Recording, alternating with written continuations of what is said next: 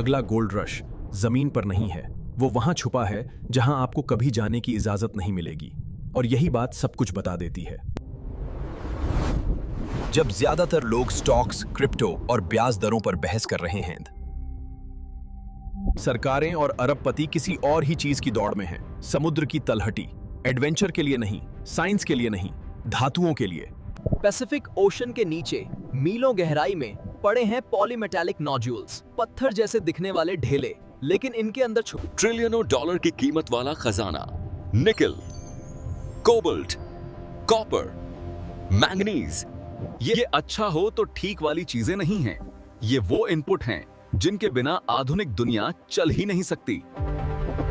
Electric vehicles, solar panels, battery storage, electronics, AI infrastructure. और यहाँ एक बात जिसे ज्यादातर लोग मिस कर देते हैं, जमीन पर माइनिंग अब मांग के साथ चल ही नहीं पा रही। दशकों तक डीप सी माइनिंग को नजरअंदाज किया गया, इसलिए नहीं कि वो बेकार थी, बल्कि इसलिए कि उसकी जरूरत नहीं थी। अब है। ग्लोबल इलेक्ट्रिफिकेशन, एआई का विस्फोट, डिफेंस की नई तैयारी, मांग इतनी तेज बढ़ी कि पुरानी सप्लाई टूटने लगी। साथ ही अयस्क की गुणवत्ता गिर रही है, पर्यावरणीय पाबंदियां बढ़ रही हैं, जियोपॉलिटिकल सप्लाई चेन बिखर रही है। तो पूंजी ने वही किया जो वो हमेशा करती है। वो वहां गई जहां बॉटलनेक है। ये फ्री मार्केट नहीं है, ये सॉवरेन गेम है। राष्ट्रीय सीमाओं से बाहर समुद्र की तलहटी कानूनन सबकी मानी जाती है, थ्योरी में। हकीकत में रणनीतिक चीजें कभी किसी की नहीं होती।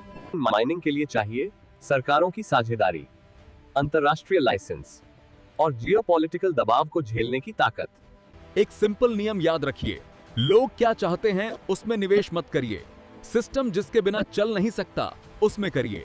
इसीलिए सोना और चांदी कभी आउटडेटेड नहीं होते। चांदी सिर्फ पैसा नहीं, इंडस्ट्रियल रीढ़ है। सोना सिर्फ परंपरा नहीं, गलत फैसलों के खिलाफ बीमा है। डीप सी माइनिंग असली कहानी नहीं है। असली कहानी है रिसोर्स स्कैर्सिटी, और वो कहानी अभी शुरू ही हुई है।